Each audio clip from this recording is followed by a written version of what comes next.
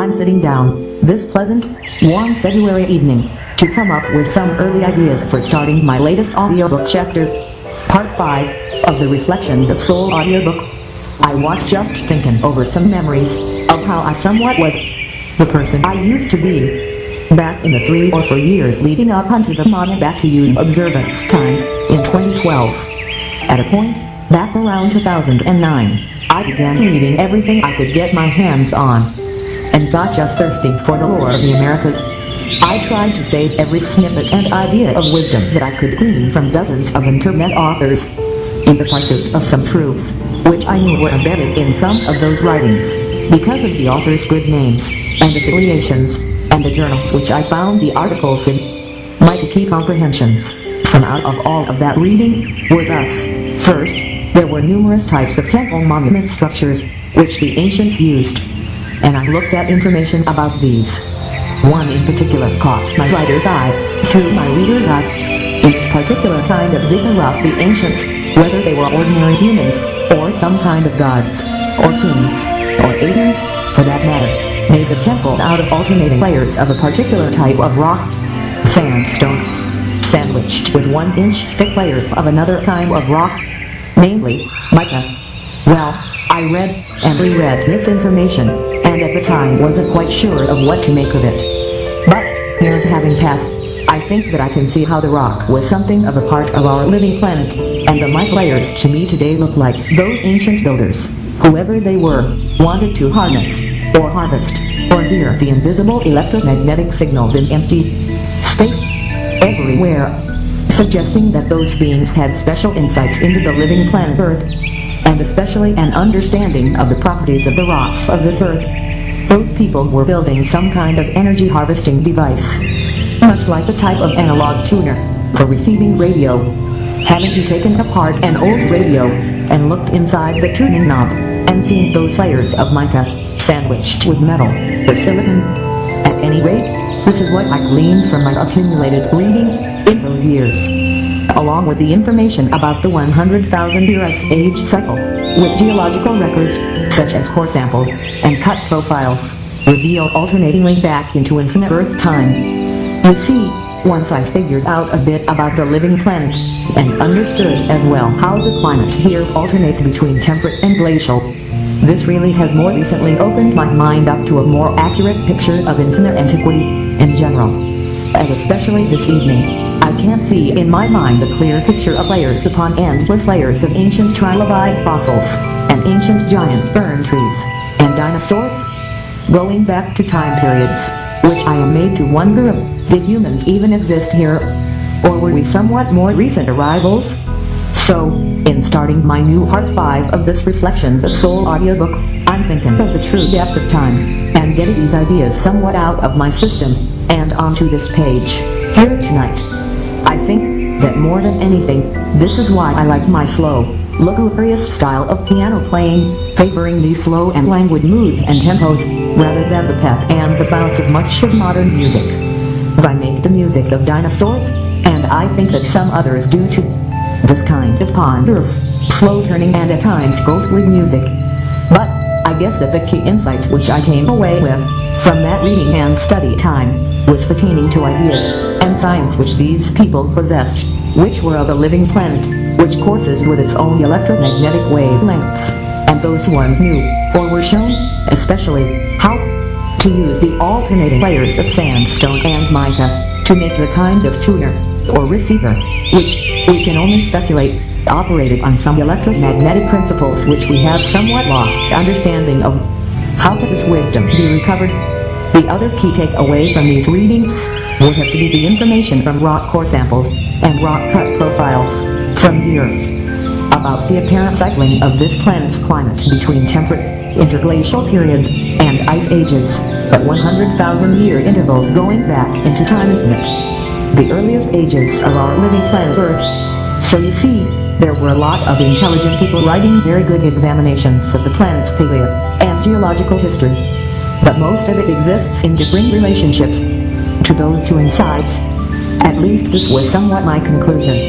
At any rate, I'm getting these ideas down as some reflections of soul this morning. You can do with them what you wish. Maybe the subtle fields, which they tried to interact with, just don't, or didn't compare to our electrical circuitry of our appliances and devices of today's world. Our later-day understanding of the practical uses of alternating and direct current alone somewhat eclipsed those subtle field workings. They were harvesting lightning bolts.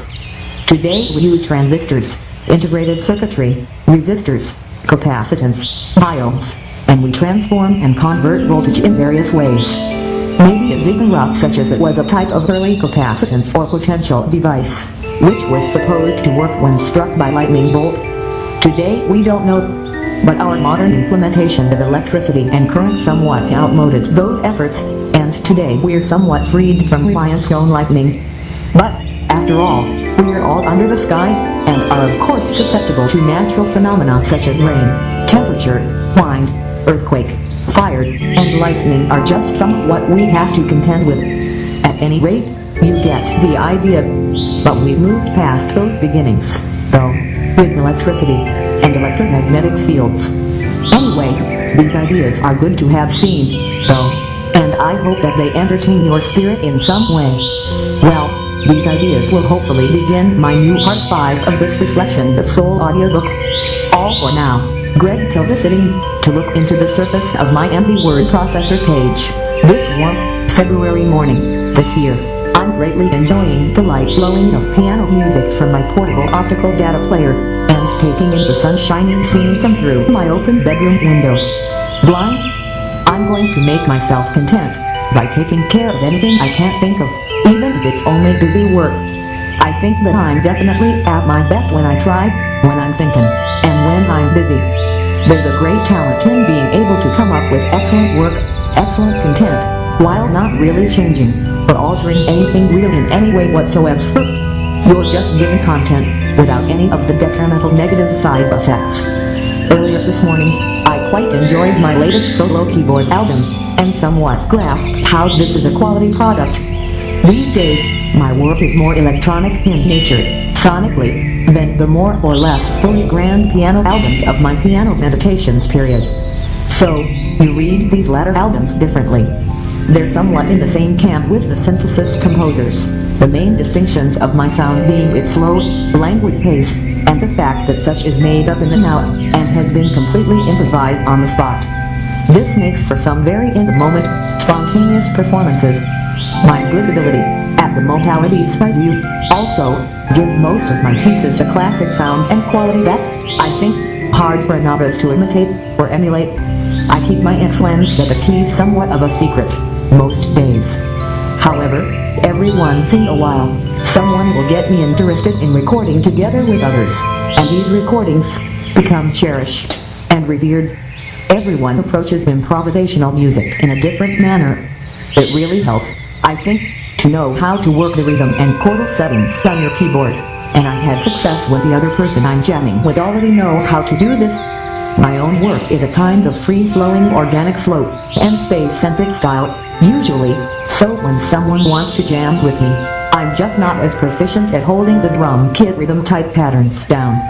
I don't like mechanical rhythms in my playing, and while there's a lot that can be done with such, unless someone is very good at rhythm fills and breaks, and knows how to lead chordal progressions, it might not get anywhere.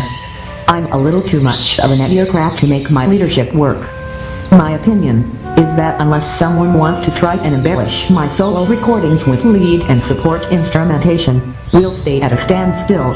I'm very introverted these days, and the kinds of changes which begin showing up in my recording sessions usually only make me keep even more to myself. So I doubt if I'll ever have the thorough leadership abilities which my old bandmate in the late 1990s had. I'm quite eccentric, and stay to myself. I'm just going to see if there are any new ideas coming through at the evening of today. I'm being quite rejuvenated by this little duo of women, playing cello and fiddle, and this ambience gives to this evening the festive feel. Much as I found often in my days of listening to public radio, and enjoying acoustic sounds, and finding in real-out instruments the warmth and spirit that somewhat transcends my petty concerns, and where I may or may not be personally right now, and unites the heart with ancient musical traditions. Nothing is better than this unfolding of my heart, and dissolving of my boundaries. this warm February evening here. While we're getting this warm winter weather, our news is somewhat that the northeast coast of our land is getting a powerful snowstorm this weekend, and there will likely be power outages and hazardous travel, especially Monday morning. Some places are expecting as much as 2 feet of heavy, wet snow. In the back of my mind, I know that our warm weather here is likely to turn to heavy precipitation for us as well as the cold of this time of year eventually pushes through. I just doubt strongly that we're done with winter just yet. Well, these words are getting along, and I can find them coming to their gradual resolution in through here. This essay will be the second article in this 5th part of my Reflections of Soul audiobook this year. Our time is shortly before I have to get over to our office for evening medicines, and I'm going to add a few thoughts while I wait as they come to me. I found how here lately I've had more than 100 large archive downloads of my best piano work per week. This has gotten my senses somewhat piqued, and the new keyboard album which I performed and produced last week has put my conscious awareness somewhat front and center. I don't recall feeling this in the spotlight when in a while. I'll be glad to get back over here and to bed soon. At least this is what I'm telling myself. Wishful thinking, because I don't feel very sleepy yet. But sleep will come when I'm patient. The eyelids start getting very heavy at a time. This closes the evening and gets me along to another day. I can't be reasonably sure of staying in tomorrow. At least, I don't have any place special that I want to go. Well, this article is getting along as an ado about nothing, and I anticipate that I'll get these ideas in with the others after this meeting at 8:30. A bite of food to eat will be good as well. I can't help tonight that I couldn't be happier with today's outcome. See, earlier in the week, if you had told me that I would have found the blessings which I have today, I wouldn't have believed you. We do have hidden talents, which sometimes come forth if things are in order. And I would say that I'm for one very blessed tonight. Just having this good article coming through my mind, which there was a time that my heart and mind was chaos and darkness and blindness. But if we believe in a good God, then surely the needed assistance can come through. Well, I've just had such a fun time, and am feeling very grateful. Well, you would, too, if you had such good friends as I do. Some are real, some are invisible. At any rate, I feel that kindred spirits are close at hand. Some near, some far. There is a place and a plan for that one of pure spirit, who in gentleness and meekness can look within and see that every need is taken care of. This has been the theme of my life for years. Anyways, I'll bring this writing to a close and go get these medicines. All for now, Greg. Tilda. I thought that I'd try to get an essay started this 4th Sunday in February this year. Our skies are cleared, the temperature is chilly and windy, fairly cold, but not freezing yet. For most people, as they get up in years, they begin to look at the reality of how, after they've been gone from this world for 40 or 50 or more years, all that may remain of their empire might be a shoebox full of moldy, dingy plastic and metal keepsakes, if even that. Many people will remember being shown a small old cigar box containing all of their mothers or fathers defunct and moldering artifacts. Time marches on in its steady machinations, and all that might remain might be a little junk. Only a few things of sentimental value, which a niece or grandson or daughter knows and feels very little about. Unless we write our truths and honest reflections down onto paper and take some time for ourselves to build our own memory, our own recollection, will be forgotten, quite strictly, just gone. So, it really helps to write our thoughts. Who else will do this simple thing, and thus make peace with a good future, if not you? Anyways, I hope with these words to make my own peace, and leave some slight remembrance. Because no one else will do this if I won't. You'll learn to get past or around any mental blocks. The muscular tensions that arise unexpectedly in your sinus, mind, face, and scalp, and appear to take center stage. If we learn mental flexibility, we'll be able to see around most kinds of transient ghosts, or tension patterns, on the surface of your mind-brain juncture. These kinds of dense migraines suggest that our time is ahead of some local or regional weather or natural emergency. Ourselves may survive it, but many won't. Mother Nature is always shifting and changing, and before you know it, you've got a situation on your hands. Like right now, when the blizzard is expected in the Northeast tonight. That's exactly how Nature Island, but I'm also thinking to myself, how I'm proud of myself for making the bark, moss, flowers, recording something from nothing. Now I think, well, what in the world will my spiritual muses think of next? At any rate, I think that the reins of power will always be controlled by a fortunate few, and the poor will always have to struggle to get to work to do their job to get their pay. I sometimes wax poetic, and philosophic musings own life appear to arise from nowhere. If your life has given you sufficient perspective on life on earth to be able to wax philosophic, then that's good for you. But even the most privileged among us still have to perform certain daily, mundane tasks. What do you have if you see in one way, only until you externalize a thought, at which point, you see in the other way? I've looked at life, and adapted, only to see it change again, for starters. At any rate, these ideas are getting along down my page, and I am beginning to wonder quite where they will lead. I can easily find how the best radio listening experience comes when we are really paying attention to the content, and are really moved by the music. For instance, if you think that a radio station should be followed religiously, but you are not really enjoying the music they play, then maybe you should get back to that music's roots. I found that my mind quickly gets mired in quicksand if I don't practice a type of yoga stretch, the sun salute, by raising my hands and arms up past the sides of my face and head towards the sky. If I can remember to do this, despite the difficulty, I'll discover, I think, a more versatile, flexible baseline. This might allow me to take on more complex, difficult jobs, and actually make them work. But when I'm frequently troubled by inwardly head tensions, and migraines that don't let up for an entire stretch of hours, I can estimate that there's a natural disaster, or event of some kind, that causes much pain, up ahead. You ask yourself, why can't we just live for today, and enjoy the good feelings, and rest that such has? But the future has ways of folding back upon and affecting us in this present. I've for years had the saying, how all of space and time is one ceaseless, changing, morphing whole. We can always escape the concerns of the future, any more than we can escape the concerns of the past, if such was real to us. See, anyways, people have thought in this way across all time. I guess that I do some too. I'm reminded, lately, of a gently sloping off and on ramp. This visualization kind of allows myself to blend into the encompassing spiritual cognitive topography. This is something akin to a major understanding for myself. Right now, I've been trying to diagnose this particular exploit on my mind for the past 24 hours or more, and getting nowhere. Just see it. A gently sloping off-ramp, and maybe on-ramp as well. Then you can feel more comfortable in your personal and collective space. I have heard it said that one's heart is at one's language and speech center. Certainly, if this part of me is in pain, I feel pain all over. Toothaches are sometimes pretty debilitating when they happen. For instance, at any rate, being without a workable answer with regards to the yogic plane is also like being broken, so it's very good to see and find the gently sloping off-ramp. This will be fine. At any rate, our weather is fairly chilly, and with good breezes blowing the treetops all around.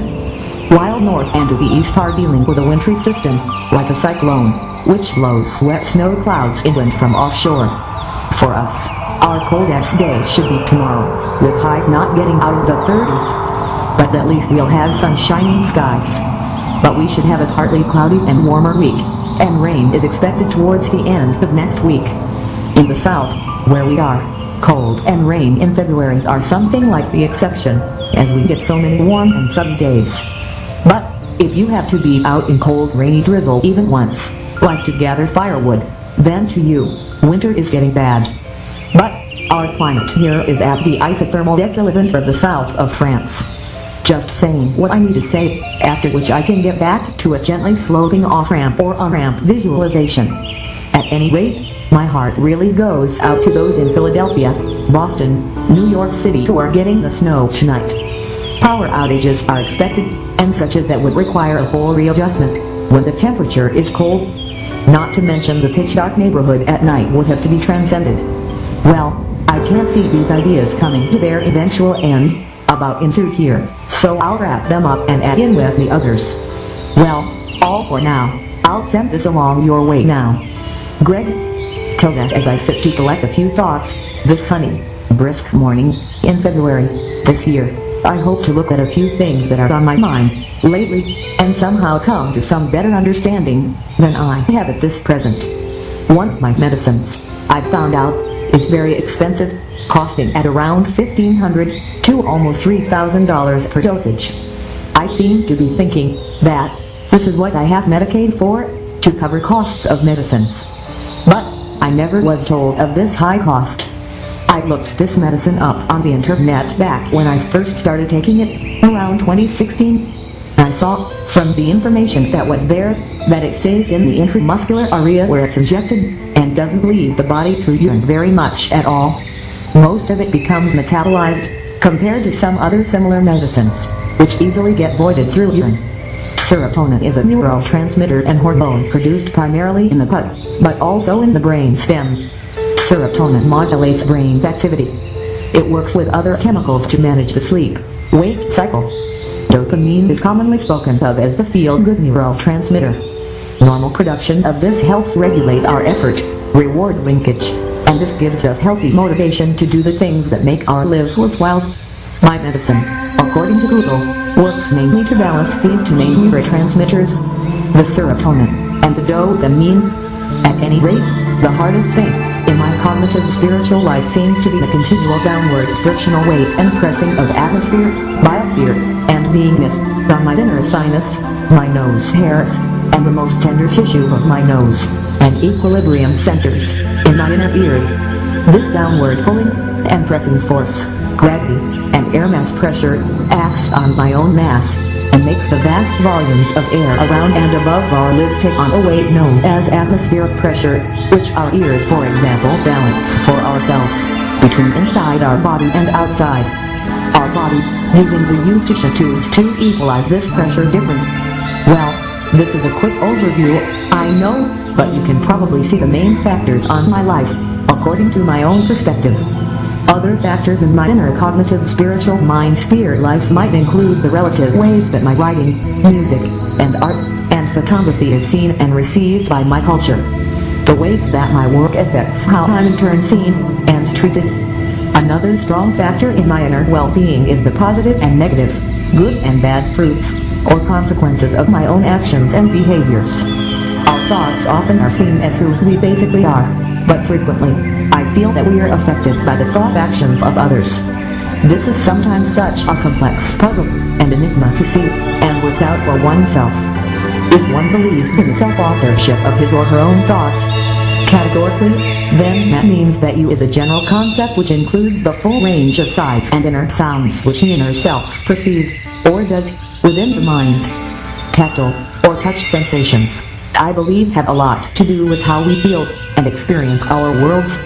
At least some of the inner world may be in the hands of genetic influences, such as ancestors, and those who have passed away. I think that it's always a good question to ask this of just whose action was it which made a certain thought. Look at it like this. Who is it who says, inwardly, I am, or, I act? I will make a certain action, or I won't make any such action. I believe that to a certain extent, we can know what we do and don't do, what we will and won't do. I believe in the essential calling, which goes, know thyself, and to thine own self be true. I myself know that I can't be made to do a thing, if I don't want to do it. Of course, things such as this are so relativistic. I can't be shown how. I know certain things, and I do certain things, and certain things I know I won't do. This, I believe, is true. At any rate, the questions of the self and itself's basic existence and action for lack thereof have been spoken of down through time. Man has always asked of himself these questions. The essential calling comes again into view, know thyself, and to thine own self be true.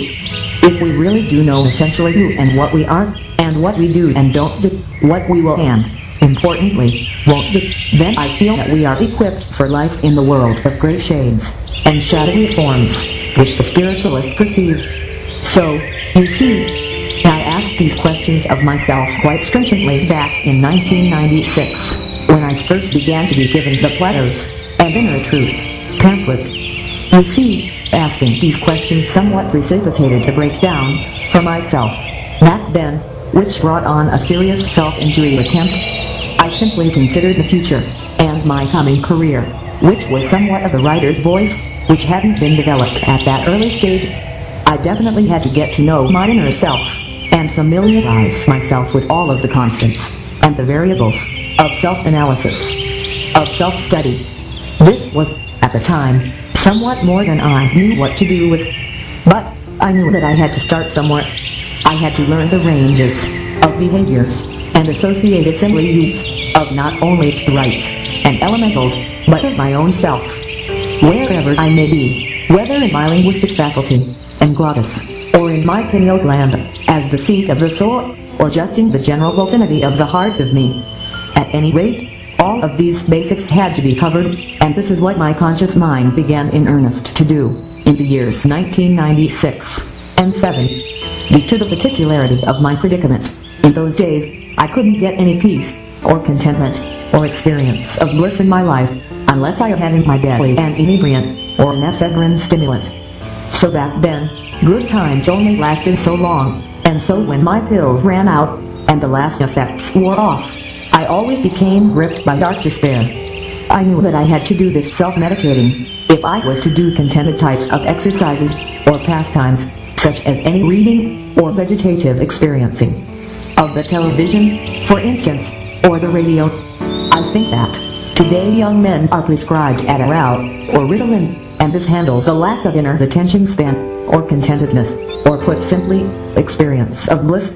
So, I think that I had to kickstart, through gradually relearning the ways of my own literary voice, gradually being shown to write, to find answers, and to know what I do think about anything at all, through not only my interactions and socially, but through writing. Oh, so and back to the dopamine and serotonin. I had to kickstart this type of motivated persona which writes to deal with life issues. Finished writing is only one thing which activates my reward chemicals. Any kind of making of new equity, whether such is written, or artistic, in music, or visually. Building this equity brings on plenty of my reward chemicals. So, I stay fully motivated, and able to give back a life's career of good work. Anyways, you can see these things, and why I started into this writing this morning, should be more apparent, and I'll give this entire piece a reread, and add it in with the others now. I'll send this along your way, now, all in my trying to see my way to expensive medicines. Does this help me, or increase my troubles, and problems? In other words, is the medicine worth the cost? Postscript. As a young boy, growing up, I was shown how to read, early. I think that this was my mom's main early calling with myself. She read many books to myself, with me in her lap, and her pointing to the words with her finger. I became the real reader, and read many children's books, growing, and finding out all about this literature. Later I was shown periodicals, and reference books, such as encyclopedias, and dictionaries. I often thought that my boyhood education came firstly through books, then through peers, and magazines, and my participation in youth organizations, from about age 6 on up, to 18 or 19. These shaped the man which I was to become. But books accompanied all these paths. Books went to school with me, and back home. I had older peers, 10 years older men who gave me a steady diet of science fiction and fantasy books. This is really what essentially sparked off my belief in the potentialities of my own mind. I told myself, if I could do what these other writers could do, I would have a cachet into our materialistic society. I could write myself into whomever I wish myself to be. And so, from a young age, part of my ambitions were to write, and to invent and reinvent myself the ways professional writers do. My piano playing was somewhat secondary to this writing. I guess that I was drawn into the outdoors, as we moved out of the city to the country when I was 6, and I cherish the mysteries and moods of the tangled woods and thickets. I had a hard time leaving these natural environments to come in for my shower in the evening. I wanted to live in the woods, somewhat, and my dad built me tree forts. But, as the harsher hormones and chemicals of my puberty onset began to enter my life, I began to gravitate more to my studies, to somewhat determine what was wrong. Read Eastern Mysticism. I think that my mom's real dad was a problem drinker, and in my life, alcohol and the street drugs entered along with my driver's license. Much of my early bewilderment, at puberty's onset, I believe was due to my being somewhat sucked into alcohol and drug culture, at a point, and this was just a whole another course, unto itself. I became alcohol and drug fueled. This itself was a 10-year course, never mind the present daily of various spiritual states, and learning the ways of that spirit. But, an comfortable environment, which is air-conditioned, and where I could consult my books eventually won this struggle, only, now, this was found in a group home. At any rate, this writing, so as to fill in my reader as to my actual developmental factors, somewhat predating the schizoid changes, and diagnosis, and so forth. There was only one traumatizing incident, when I was around 15, which might would have resulted in a chemical imbalance, and, as I left home for college years, I met many willing ears, and was offered much perspective. This all got myself best prepared for the challenges, and obstacles, the main avocations of my 30s, and 40s, and beyond. Writing, and music, and visual art. I'm 56 now. At any rate, this article has wound its gradual, eventual way, and I'll take the necessary measures to put such in with the other reflections of soul writings, and get them seen and understood. I'll send this along your way now. All for now, Greg. Till that this afternoon, I looked at an interesting film about the synthetic hallucinogens, drugs that bring on profound mental effects. I was impressed by the comparisons made of this experience with model psychosis, or schizophrenia. This book, this Reflections of Soul, audiobook, is like the condensation of many of these deep understandings into a scrollable text. I'm quite a good example of a success story, who gave everything to the hallucinogenic experience, and was saved by strong spiritual presences in my midst. But, part of my nature, is to somewhat push others away from myself, and self-isolate. So, myself on more than one time found my personal ego self-eroded almost entirely, and the complexes of paranoid schizophrenia entirely drowning out myself. I had serious self-injury attempts, and landed in group home living, for the rest of my life. These days, my inner life is held in a good balance by good psychiatric medicines, and a therapeutic environment. This brief description probably sounds foreboding to yourself, but the actual reality of daily life here is like the real down-home family. Each of the consumers which stay here have their own unique behaviors and strategies. Some have Tourette's syndrome, which produces frequent verbal outbursts. But, as spiritualists, we see unusual behavior such as these as a result of familial, hereditary personalities, and outcomes which make their presence known by these effects. So, holistically seeing the self as a kind of amalgamate of a collective of spirit presences lets us easily understand most any of these sorts of affects. When a person's indwelling will say anything wild, but never threaten anyone's life or safety, this is thought to mean that the person is held in the hands of love, and can be trusted, and understood, as of some integrity. This harmless nature, which never makes any verbal threat, is a commonality amongst those consumers who do have healthy, productive lives in group home settings, and whose mental health is kept healthy through therapeutic practices and psychiatric medicines. This which I've spoken of is just one example of a type of behavior pattern. There are many. For instance, with myself, a spiritual community is something that I experience inwardly, and doesn't, or may not show up much exoterically. An inner spiritual connection is something that somewhat follows from one's life situation and station. When someone external to my life shows interest and forgiveness to myself, and acts in an amenable and agreeable manner so as to be a like relationship, this somewhat makes me sit up and take notice. In terms of diagnosing problems and spotting trends with a like relationship, this can be pretty special. Just making someone feel focused upon is pretty good in itself. I've come to trust a few members of this group, but 2 or 3 good friends is all. I tell myself that my work is somewhat serious and spirit-led, and therefore tends to get taken seriously by some. At any rate, this writing is coming along, but slowly this morning. I'll be glad when I can put it aside, and just vegetate. But an inner relationship is something to cherish. So crafts such as this writing are often chosen. Today is the last Thursday in February this year, and I sit alone at 7 a.m., and in putting this text, I'm drowsy, and this sleepiness in my head makes focusing on writing kind of blurry. But you can imagine myself somewhat resting and waiting at the baseline ground of being. This receptive waiting for the new is kind of a nice thing. It's nice to think that I'm caught up with my work enough to await the new. This continues for a few minutes, before a somewhat more concerted spirit presence inputs nearly the whole sentence at once. Today our group is going to go to the dollar store, and I hope to get some artificial sweetener, and a 2-liter Coke. At any rate, my time is at 7:30 now, and I begin thinking about getting going and getting ready for our first meeting of the day. We're in our medicines line now, and this way isn't long. We'll be on our way soon. Our store trip will be soon after this gets along. Time next, so I'll be ready when my turn comes up. Later in the afternoon, it's nearly 2 p.m. now, and I'm looking forward to a snack in the kitchen soon. Our store trip went and returned, and so now we've gotten the things we needed. It's fairly easy to have a kind of communal oneness by turning one's television on and looking at some of the primetime network aerial reception there. But since I've entered into telepathic consciousness, I've more or less exclusively sought to detach from such. But me being somewhat less competitive, would rather not have my boundaries blurred in that way, but more like my private media. This is just basically how I am these days.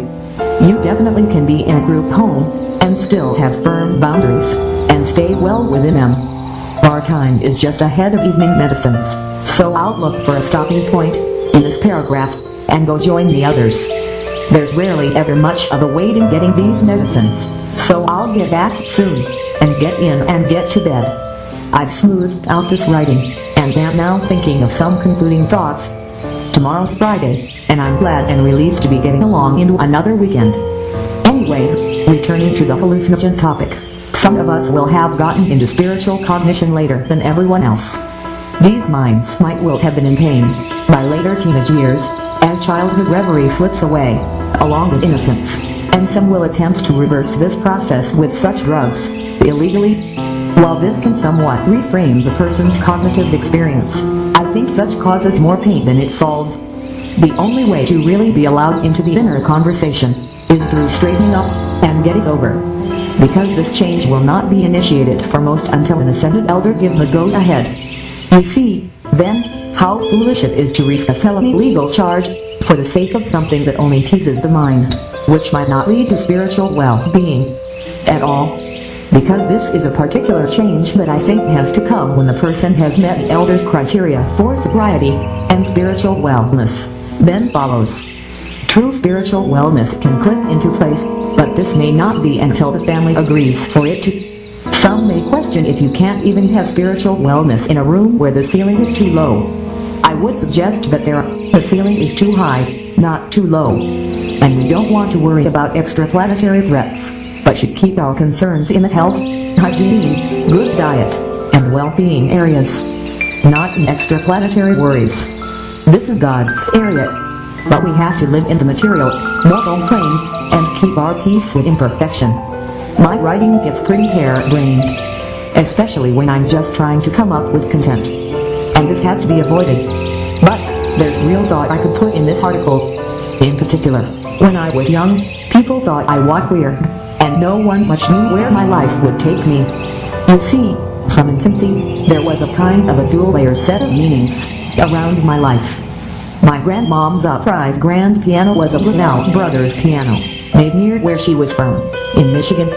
When Miss Sarah died, in 1975, her old piano came to me. Well, the initials of my name are GRN, so Granny's piano was more meaningful than I thought it was. Such based a whole world of musical thought. And today, I'm simply very prolific. I think that some careers are based around coincidences like this. And I've also thought how you can manufacture providence and good luck in much the same way as which I was named. Gregory came to me. I don't know exactly how, but I have an older cousin named Craig. Robert was my dad's first name, and Norton was already. So, you see, my name came quite naturally. The piano manufacturer was an old name from those parts. The cat who would disappear except for his smile was an older story out of England, but Grinnell was the name of a family near the Great Lakes, in Michigan. I've told you everything I know about this. Now you know what I know. Well, anyways, I can't see these ideas somewhat coming to their conclusion around and through here, so I'll wrap this writing up, and add it in with the others. Now, all for now, Greg.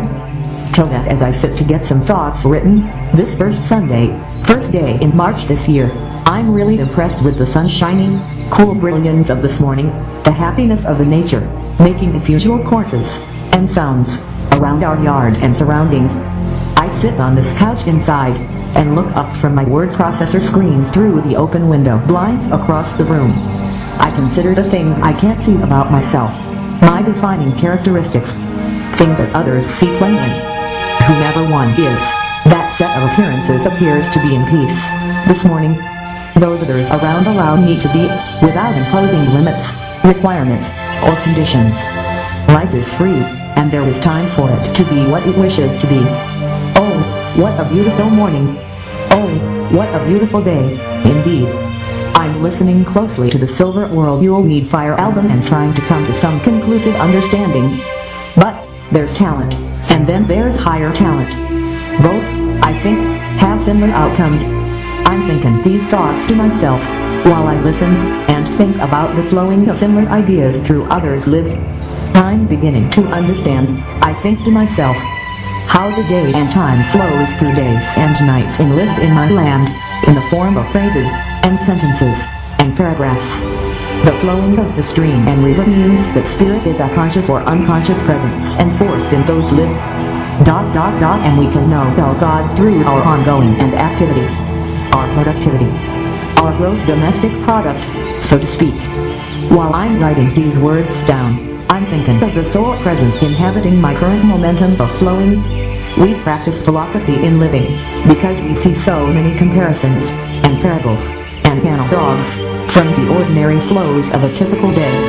This writing which I do is drawn from my own inner perceptions of the time and space. I think that we are at the loss of words as to quite what to think, or believe. In world times like these recently, I think that I see how I tend to see, given the circumstances, in light of what has happened, and what was done. I think that a nation's president wants to feel like he's effectual, and can get results. We had such and such a situation, after 500 protesters were brutally slaughtered. I think that shock waves went through the democratic world. This was one of the bloodiest suppressions that had ever been seen. So, if I'm seeing it right, our president felt that we couldn't stand by while a regime as bloody as that developed nuclear weapons in unchecked fashion. I think that our leaders, and the other country, felt that we somewhat had to remove the brutal oppressive regime, to deactivate this threat to world security. There should be a message to the world. The killing of civil protesters indiscriminately by any government is not permissible. No matter who you are, you cannot perpetrate in that manner against democratic principles and values. So, this is what I think happened. And our governments just felt insulted, in the worst way, and when you do that, you tempt the wrath of the empire. But, I disagree that civilians' lives should have been threatened by our reprisals. If this is true, what they say our missiles did, then I think that we have got as serious issues with ourselves as they do, and matters should not be, or go unaddressed. I try to read what is going on in our government, in a complimentary fashion, and read into things, constructively what I think is really being said, and done. This is what this writing is. In other words, this is my translation of what is happening beneath the surface, with my understanding, and giving our side the benefit of being in good standing, and in good faith. I'm not a strong critic of the government. I truly believe that such is an institution with principles, which is deeply and thoroughly interested in being the decisive force for good in the world today. We do have at least two sides to any homeland picture, here, today, so I try to listen to our differences, and solve for myself as to just what we are doing and saying as a nation, as a peoples.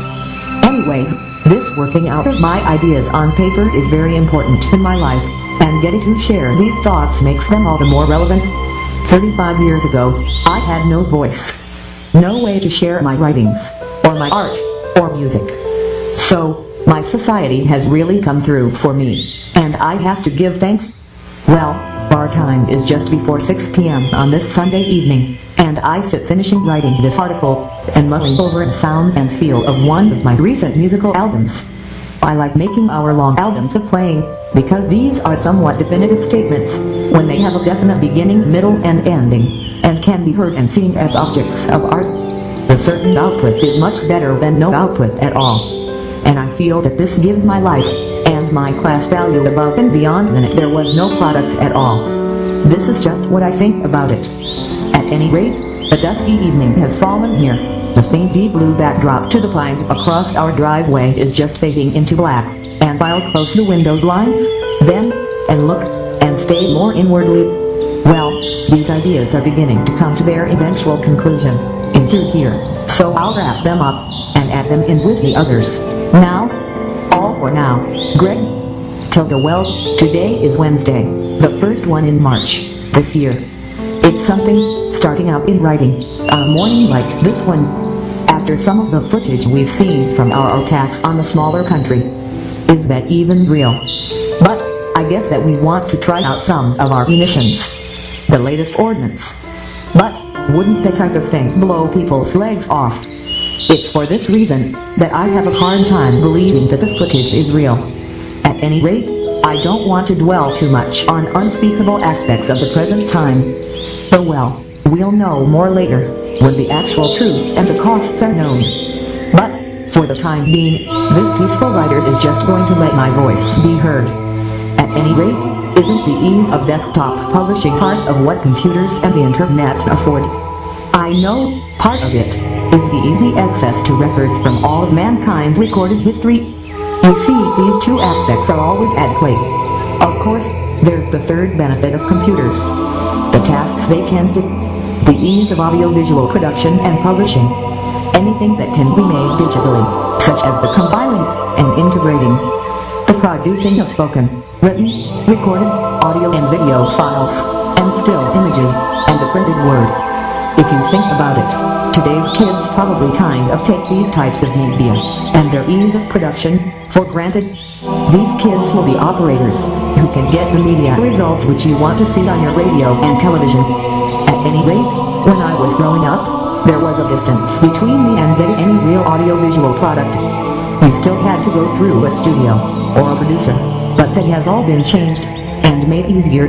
Video production software, and audio production software, and image editing, and word processors are all that you need to make a career for yourself. And most of these are freely available on the internet. I think that good video production software is all you have to pay money for. Because you have Audacity for audio production, which is just as good as anything, and Photoscape for photo editing, and the Apache OpenOffice software suite for word processing. I know that I must sound like a radical peacenik, but I'm just an advocate for finding peaceful solutions. Having been in an intensive care unit for a few days, myself, after my second self-injury attempt, I know what it's like to be messed up, and to have to push a button to get morphine released into your intravenous port.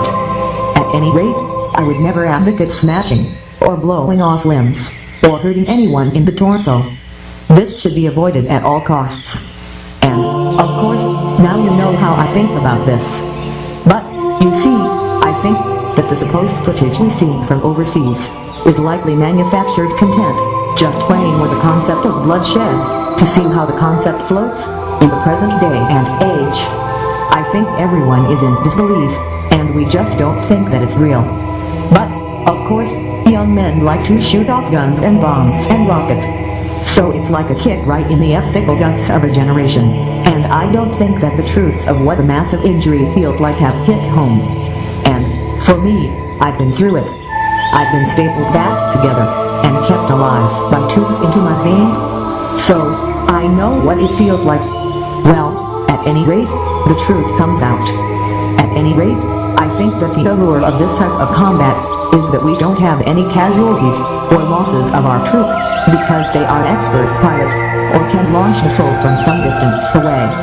But it won't be us that absorbs the physical impacts of our ordnance. I think it will be poor people in that small country. But why do we put our latest generation of young men through such an ethical quandary? Killing on the battlefield, killing civilians, is like joining and acting on the type of police force that shoots first and asks questions later. Our people are wearing executioner robes this morning. So, I'll tell myself that the footage isn't real at all. It's manufactured to give us the illusion of justice and victory. And many of us believe it. But I think that many of us will have seen the capabilities of artificially generated simulated combat scenes. Then, what do we believe? Which is right, and which is an illusion? I don't mean to sound radical, but this is just what my senses and my experiences have shown to me about this world we live in. And so I don't believe in intentionally shooting or hurting unarmed civilians, unless the person is trying to strangle me or come at me threateningly. That's just me. So, I can't hide my feelings, can I? Just like many before me who disagree stringently with the soldier's weight, because we have the luxury to be able to. And those boys dropping those bombs are just following orders. So, the business is murky and indistinct. We told ourselves that the supreme leader had to be deactivated, but we're still launching missiles and flying bombing missions even after he's dead. Because their army has been lashing out with retaliatory strikes, and we think we, therefore, have to stop them. At any rate, that's the story. Morning Glory. Well, I've blabbered nearly a whole page of this VOC in the name of the honest truth, so I guess that I'll take a short break for a while and get a bite to eat. I almost finished my last popcorn tin from Christmas.